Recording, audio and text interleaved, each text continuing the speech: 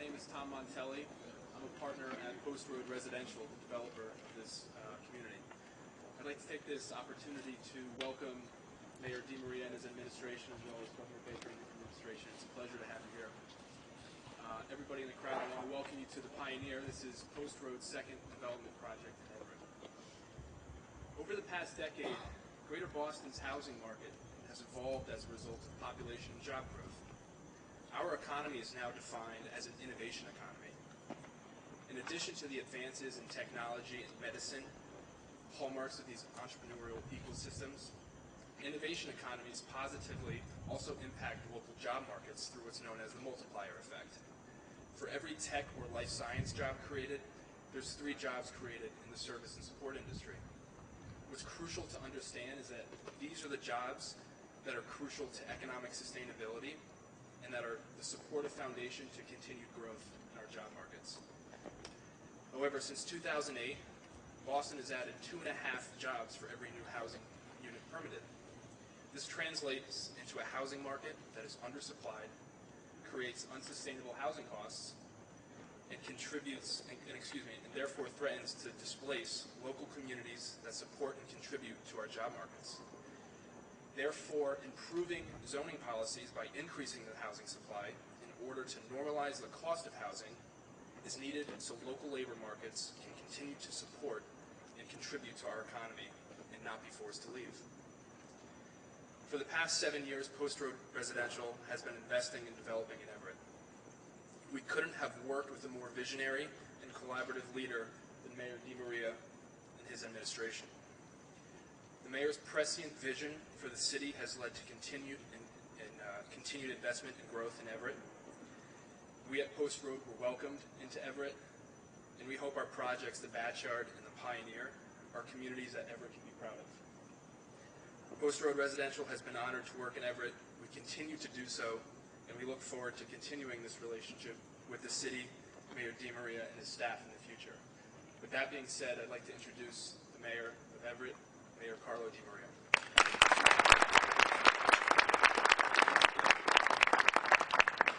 Thank you, Tom. This morning I got a text from Tom's dad, Andy, and he's actually over in Normandy right now with his wife. He told me I'm sending my better-looking, more handsome, and more intelligent son. He'll do a better job with him than with himself, and he's right. Tom's wonderful to work with, and I hope to work with him again on some more projects here in the city of Everett. I think everybody knows that housing is in serious demand and need in this Commonwealth, and the governor and his administration, they get it. It's supply and demand, that's what it comes down to, right? The less supply you have, the more demand that raises costs, and costs that people can't afford to be able to pay and to stay here and live in the city. And we're looking to stop that. We're looking to help those people. We're looking to help to build our economy. As businesses want to come to Massachusetts and grow, they need places to stay, they need housing. And it's all hand in hand with transportation and housing. But I'm going to begin my official remarks. Everett is a dynamic and welcoming city. We believe that our long history of diverse people and cultures intermingling has been and remains the backbone of our strength and resiliency. We have issued the 3rd highest number of new multifamily housing permits in the Commonwealth, many of which are transit-oriented developments, and we continue to welcome new high-quality development. As our economy grows here in Everett and in the Boston region, we need to make sure that the workers so vital to our economy have housing choices that are both high quality and affordable. I am very proud of developments like the Pioneer, and also developments like our first senior affordable housing development in more than a decade at St. Teresa's. Governor Baker's housing choice legislation makes housing production easier in a smart way, and this will ultimately allow savings to be passed on to both home buyers and renters. The legislation includes sensible policy measures to promote housing production, like making it easier to build accessory dwelling units, in-law apartments, within a property's existing footprint, and giving municipalities the option to lower the vote threshold to change restrictive zoning to make it easier to develop new housing. Key to all of this, particularly here in Everett, but also in all densely populated areas of our Commonwealth, is the need for the creation of a robust, efficient public transit system that will make people leave cars behind as they travel for work or play. Otherwise, additional cars on our already congested roadways will only diminish our quality of life and impede our economy. Here in Everett, I am willing to swap parking requirements on new residential developments for payments in a TMA, Transportation Management Association, to fund gold standard bus rapid transit, increase bicycle infrastructure, shuttles, and commuter rail stop, or so many other smart transportation solutions that build upon our momentum here. Once again, I thank Governor Baker and his administration for their leadership and partnership on housing, transportation, and many other issues critically important to the city. No stranger to, I think you all know how important transportation is to our community. I think you all seen the latest, some of the renderings to the BRT that I'm looking to propose in the city of Everett, how I want to attach to the Silver Line stop here in the city of Chelsea.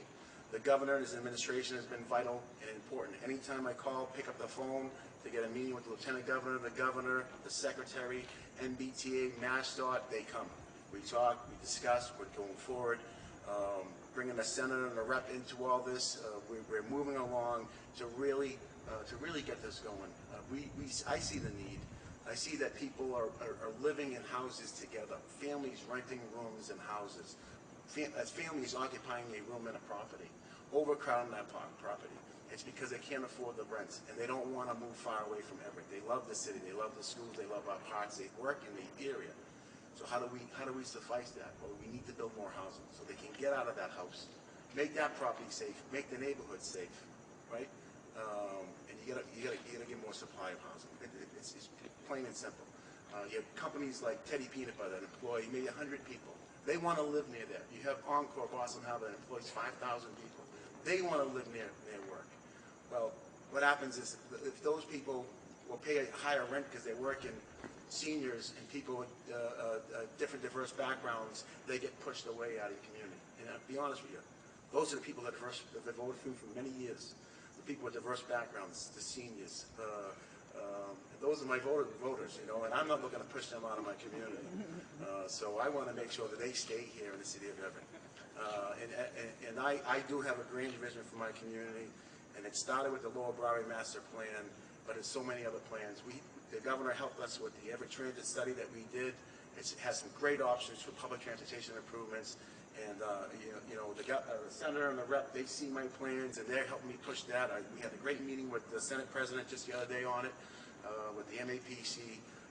You know, the mayors are all united in the area, which is really good. The governor is united with us, so I think we're going to do some great things together. So it's my pleasure to introduce my friend. I call him my friend because he calls me. You know, no offense to the prior administration. There was a Democratic administration years ago. I could never get a call from the governor or any of his secretaries. They wouldn't take my calls. This administration, they call me. He calls me back. He said, you know, I call him anytime I want. He picks up the phone. That didn't happen before. That's it. That for me, when an elected official picks up the call, talks to you, gives you some advice, sends you to his secretary, to his cabinets, that's how things get done. My pleasure to introduce the governor of our state, Governor Charlie Baker.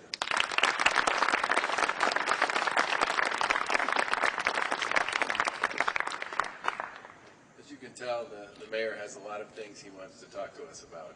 And yes, we do take the calls. Let me just start by taking the comments the mayor made about Everett and incorporate those into the larger conversation about housing in Massachusetts generally.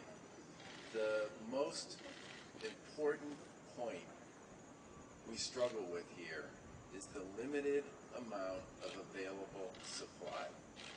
And this is a problem that's been building for decades. I mean, between 1930, 1940, and 1990, we built about 30,000 new units of housing a year. Starting in 1990, that number fell to below 10,000. And when you think about 2000 forward, we've added 600,000 people to our population in the last 20 years. We've added a fraction of the housing that's necessary to meet their needs. And this is not just about housing supply, it's also about the kind of housing. If you think about what used to drive downtowns across our Commonwealth, it was retail. Once upon a time, you could run a community, you could build a great and vibrant downtown purely on the back of retail. Amazon and other players in the online space had something to say about that. And people have to reimagine their downtowns now to create the vibrancy that used to exist once upon a time. And the places that are succeeding in doing that, housing plays a big role. It's typically some combination of housing, office space, commercial, hospitality, entertainment, recreation, open space, live, work, play.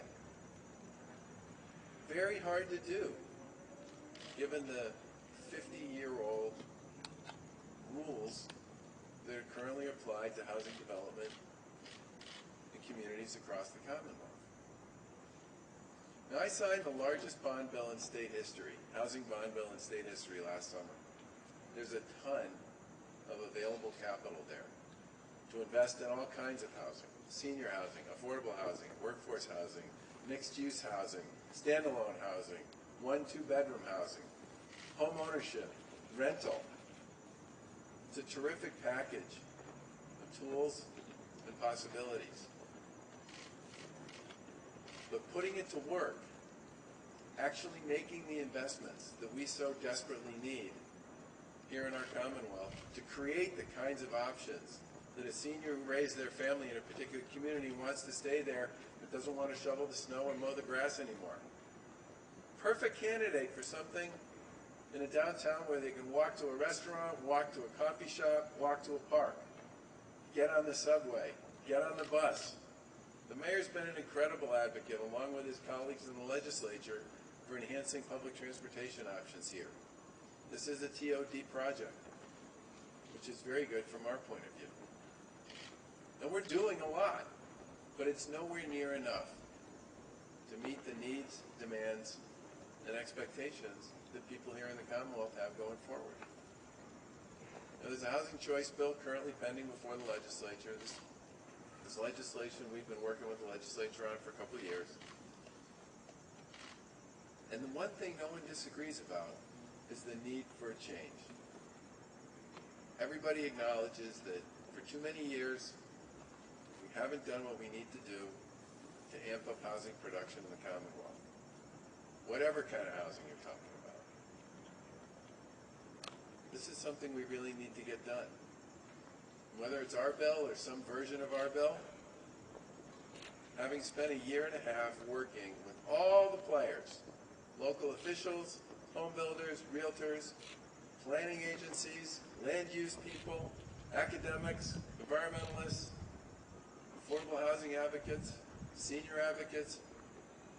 One way or another, we got to make it easier for people to build housing. And we have to get serious and getting back into the business of doing 30,000 new units a year instead of a fraction of that, which is what we've been doing for the past 30 years. Our economy depends on it. Our communities depend on it. And by the way, it's a huge transportation issue too. As the mayor said, if you push people farther and farther away from where they work or where they go to school to find a place to live, guess what? That changes all the issues associated with transportation as well. We know there's a tremendous amount of support for getting something done on this. We would really like to see this get done this year, so the communities here in Massachusetts can start working with us, with developers, with local community advocates to create the kind of housing supply that we're going to need here in Massachusetts to continue to be the vibrant, welcoming, and fabulous place that the Commonwealth has always been. Thank you very much.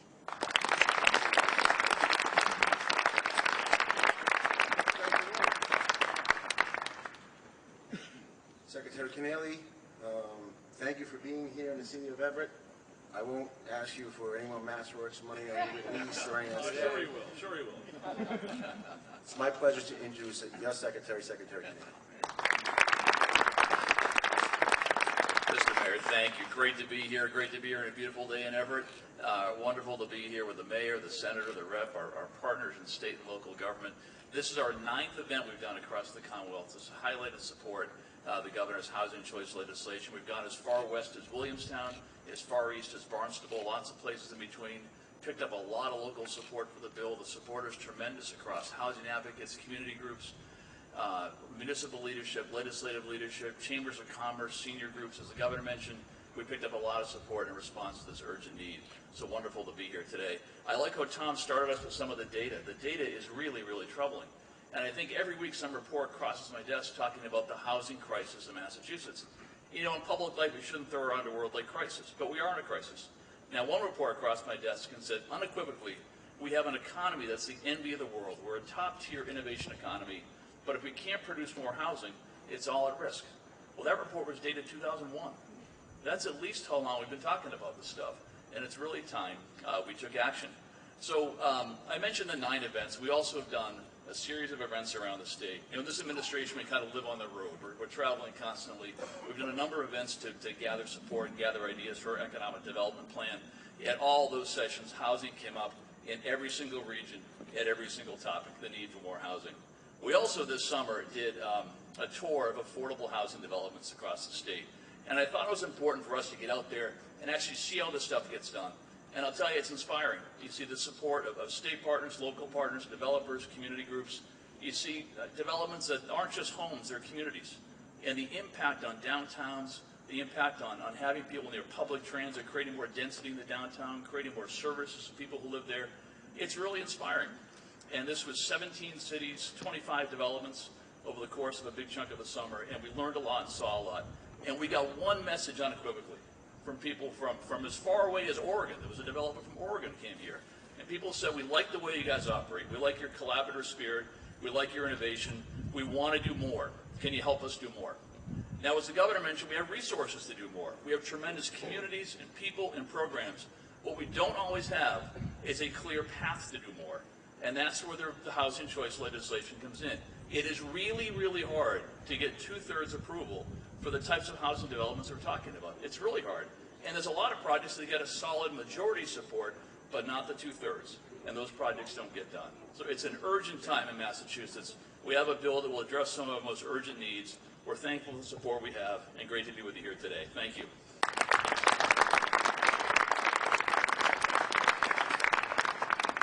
Thank you, Secretary Keneally. It's my pleasure to introduce to you the Undersecretary, Janelle Chan. Thank you.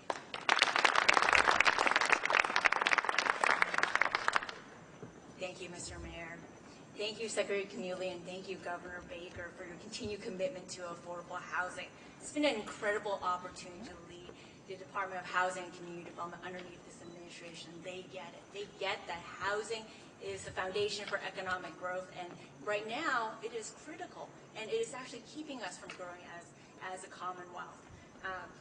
In order to fight the housing crisis, we need to take a vital foundational step forward, and that's housing choice right now. We hear regularly from communities throughout the region that they really envy the success of the Boston metro area. Everett is one of those cities that folks refer to as doing the right thing, and they're building the affordable housing. Since 2013, they've built 800 units of housing, and they're a housing choice community. That should be commended. And when I walked in here this morning, I was talking to Mr. Mayor, and he was saying, we're doing inclusionary zoning. We are looking at parking ratios. They're trying to make it work, not just putting in the proper planning, but thinking creatively about how do we get all projects, including market rate, as well as affordable projects, to actually pencil out and get into the ground. And that's the leadership we need across the Commonwealth. And we're using housing choice as a way in which we can allow cities and towns to be able to follow their ambitions, to provide the housing that they need. I know I'm currently living in 1,000 square feet, and I have a newborn. And my mother and father, God bless them, are helping me out right now, and I could sure use that in-law unit at this moment. I think they probably would want an in-law unit. But again, Housing Choice allows that flexibility for cities and towns to meet the needs of their residents where they are. And so with that, I'd like to, again, thank Mr. Mayor for hosting us today. Thank you for setting a great example of doing the work, and I look forward to our continued partnerships.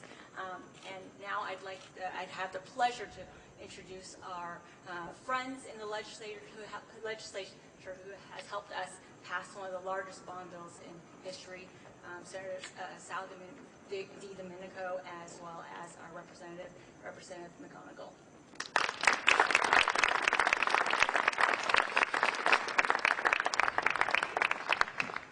Good afternoon, everyone. Good afternoon. It is great to be here in the city of Everett. I want to first thank, good morning, yes, good morning. I'm rushing the day, trying to get through the day quicker. I first want to just thank the governor. You know, the governor is very, very busy, as we know. And we know his schedule is really crazy, and he's traveling all around the state. He's chosen today to be here in the city of Everett with us to make this announcement and to say how important affordable housing is to him and his administration. So I want to thank the governor for being here in the city of Everett this morning. Thank you very much. You know, as the mayor stated, you can have the best schools, the best parks, the best infrastructure, but if people can't afford to enjoy it, and people cannot be in a community to understand how important it is, we're driving our families away from our cities and our neighborhoods.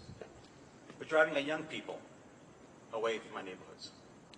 We're driving people who want to stay and live and raise their families in our neighborhoods. And our seniors, who live there forever, are being priced out of the market.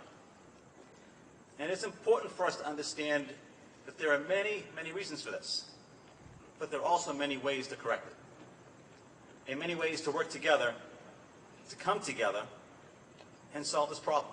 We are in a housing crisis at this moment in time. And this crisis didn't start yesterday, last week. It started years ago, as the Secretary said. We have an option. Can we get something done, or do we keep doing the same? And the governor has put together a proposal, and I met with the Undersecretary and the Secretary about it, this proposal. And I know the legislature is committed as well. Let's get something done. And it's important for us to also remember, people are watching. People have faith in government to do good things for them. People want to believe that we're working together for their benefit. People want to understand and have faith that we're going to do the right thing. And housing is one of the top priorities in the state. And if we can't fix this, then we have failed. Then we have failed. But we have a great team of people here, as you can see. We have a leader in our state who understands it. We have a Senate President and a Speaker of the House who understand it. It is time for us to come together and make this a reality. Thank you very much. Have a great day.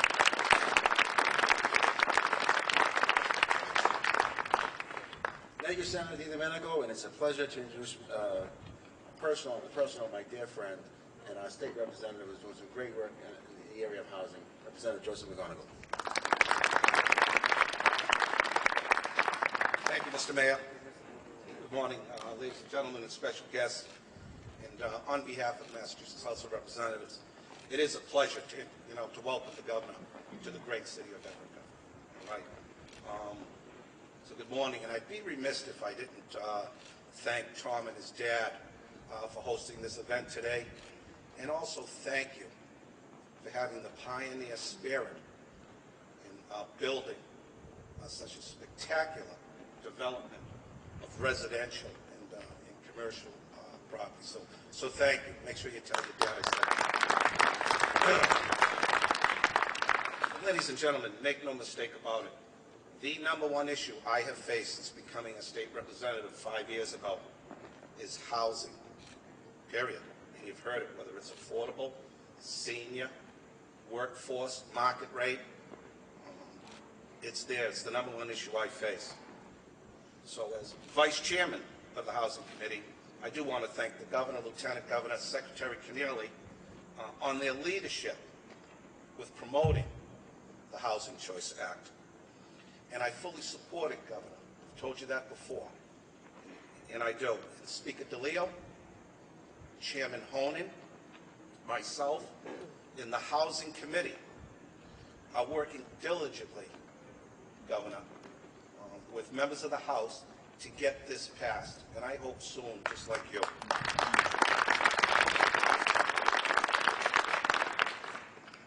And I am also proud to say that the state has partnered with the mayor, the city of Everett, and you've heard it, to implement a vision.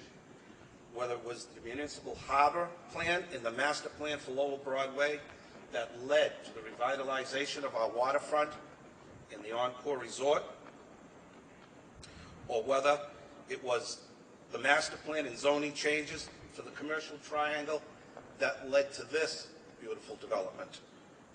This vision and methodical planning have led to spectacular results, and there is much more to come. I just want to brag about some of the stuff that the mayor, his administration, and the governor have helped us do here in the city of Everett.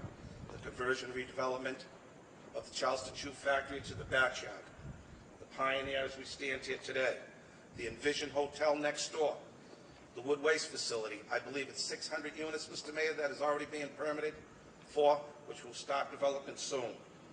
We've done 370 Main Street, 24 units, I believe, there. Micro lofts on Tremont Street. And finally, Raphael, I see you smiling over there. We could be more pleased with the redevelopment of the old St. Teresa's Church into senior affordable housing. And thank you. And I am, once again, so proud that the governor and his administration are partnering with our delegation and our mayor to make this happen. And believe me, you've heard it up here from my other colleagues, it is so necessary to keep our lifelong residents living here in Everett. So thank you, Raphael, for all you're doing with this project.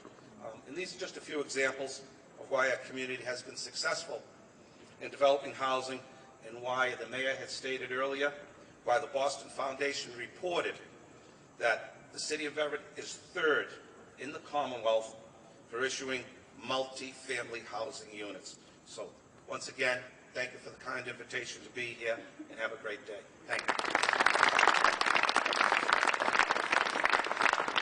Thank you, Representative McGonigal, and it is my pleasure. Before I introduce Raphael, I just want to say, Raphael, from the initial meeting we had with the senator and the rep with your team, has been a joy and a privilege to work with you, and we can't wait to see St. Teresa's transformed, not only to 77 units of senior housing, but also 6 first-time homes for homeowners here in the city of Everett. And as you know, I'm not stopping at 77 units of senior housing. I have plans to build more affordable senior housing. I am eyeing now the Pope John High School as a possible site to add additional senior housing in our community. Because as Representative McGonigal stated and Senator Domenico stated, the senior housing is instrumental to our community.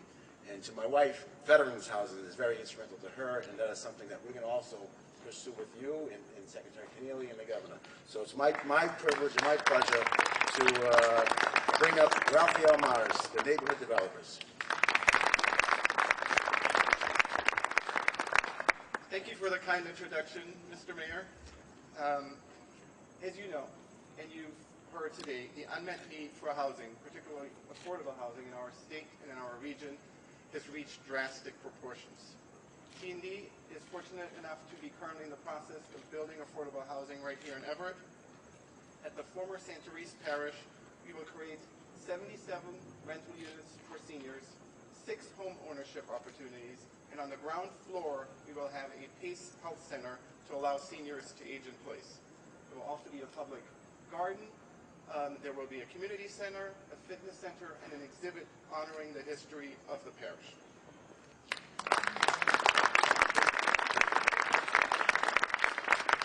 It will take us from here on out close to another 2 years, a little less, to complete this amazing project, but we are already receiving phone calls from people who are interested in finding a new home at St. Therese.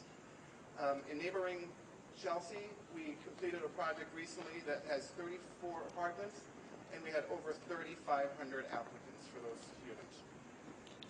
Zoning directly impacts how much housing is produced, and it indirectly has an impact about how much the region pays for rent and for mortgages.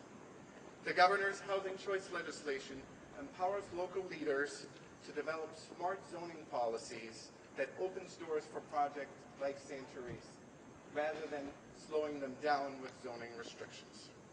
And we at TND, therefore, support the governor's bill and hope that it passes without delay. Thank you. I'd like to introduce my friend Antonio Amaya from La Comunidad, our next speaker.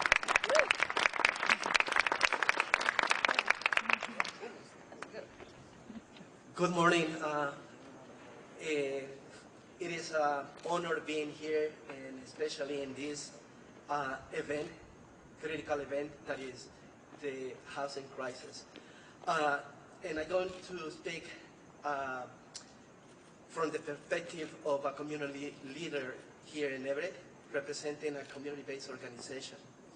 Thank you, Mayor. Thank you, Governor Baker, and Senator Salvador Domenico, and everybody, State Representative Joseph McGonigal, and all City Council present in this event. Paying an excessive amount of income on housing means families have less money to spend on other essentials like food and health care, and spend less money on local businesses. High housing costs, especially in Everett and near urban areas, have caused many households to look for a farther way where they would find affordable housing.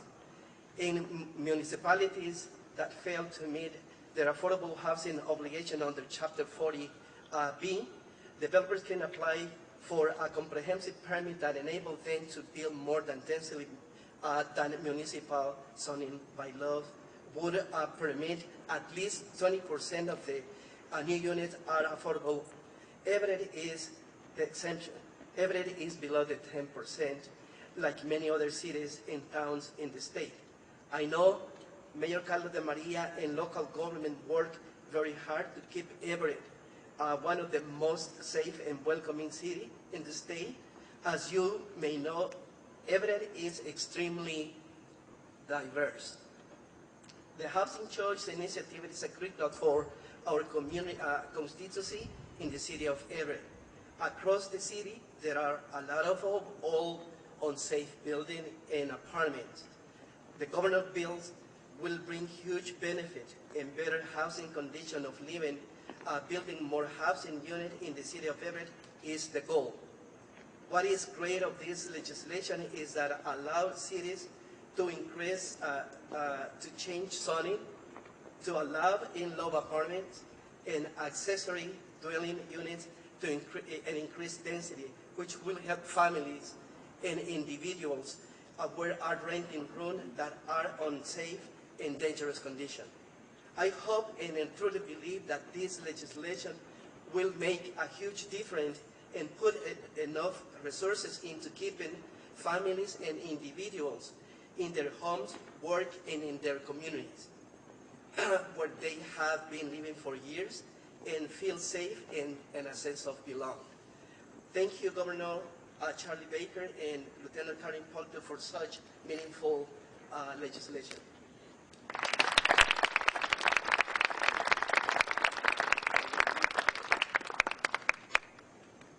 It's my pleasure, and no stranger to the city of Everett, Marge White from the Everett Bank.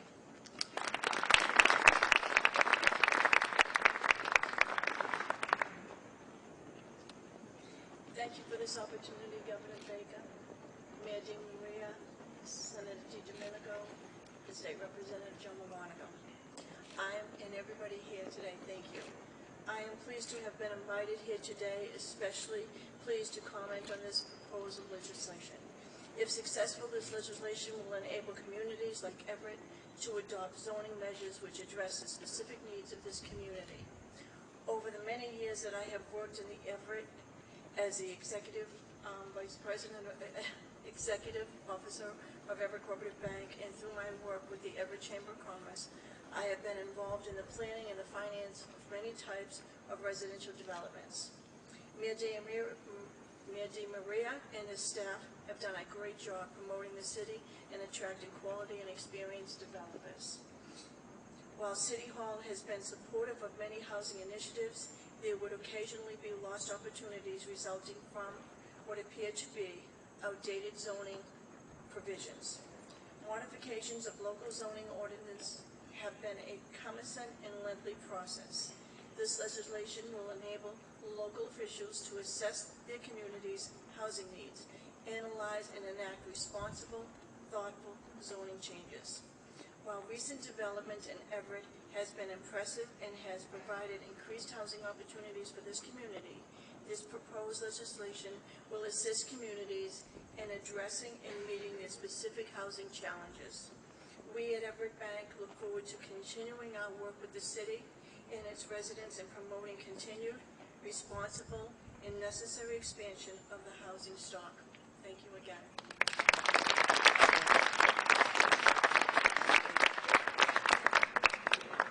Thank you very much. You heard earlier about TOD developments. Why this is a transit-oriented development is because we have a commuter rail stop right behind here. Not maybe 50 yards from here. And that's why, if you also think the commercial triangle, if anyone ever really reads about the commercial triangle, from Everett Ave, where the Chelsea football stadium is, to the Rotary, you could fit Assembly Row in this whole development. And what's here now in this area are outdated uses that are taking up much needed space for so much that we could be providing for residents. And you could do so many things. And you could put stops along this way that heads right into North Station. So it's all part of the Everett Transit study. It's all part of the Commercial Triangle study. And that's our vision for this area, that we can really create nice communities for our residents. So I want to thank you all for being here this morning. Special thank you to my wife who was able to join me today. And I also want to thank Councilwoman Rosa DeFlorio, who's I believe the only member of the City Council that's here, I believe. Anyone else? And it's also her birthday. So happy birthday, Rosa. And I want to thank the many department heads that are here and members of the business community, David and Richard O'Neill, Vinny Panzini, Colin Kelly from the business community, and of course Marge. And if I missed any business community members from being that are here, I want to thank you all for being here this morning. And we're going to take a quick picture, and I'm sure the governor or whomever will be available to the press if you'd like. Great. Thank you.